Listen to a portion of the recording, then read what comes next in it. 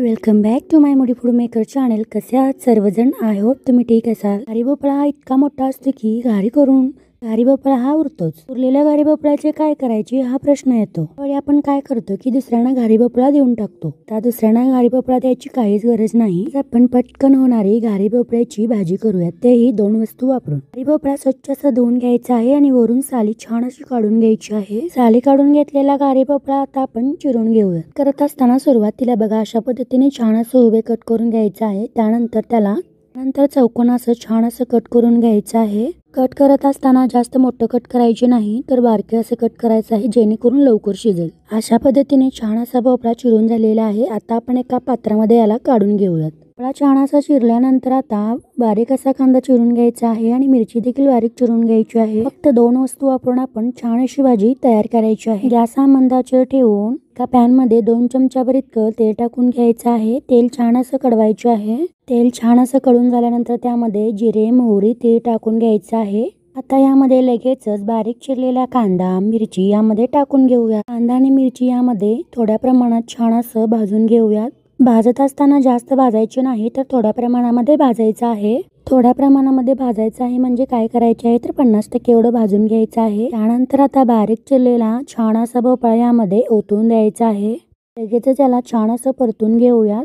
तर थोडासा भाजलेला कांदा आणि मिरची यासोबत छान असं भाजेल।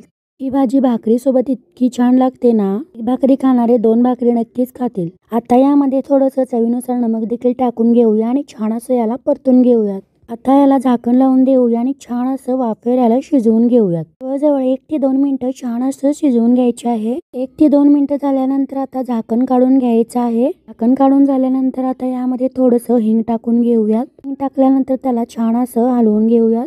थोडीशी धने पावडर देखील टाकून घेऊयात। तुमच्याकडे जर नसेल तर काही हरकत नाही। नंतर आता यामध्ये 1 चिमूटभर हळद तसेच मध्ये अवेलेबल असलेला मेथा टाकून घ्यायचा आहे। यामुळे काय होते तर छान अशी चव येते। थोडीशी कडवट आणि गोड चव छान लागते। आता हे सर्व काही छान असं हलवून घ्यायचं आहे।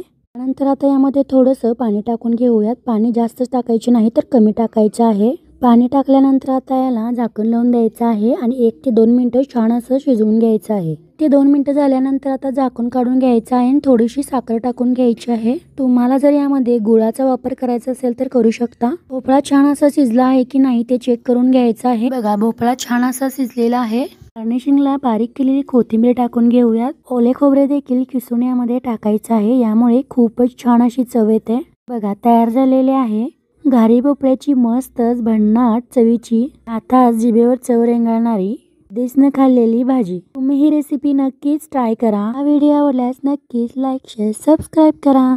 असेच नवनवीन व्हिडिओ पाहत राहा, खात राहा आणि आनंदी राहा। धन्यवाद।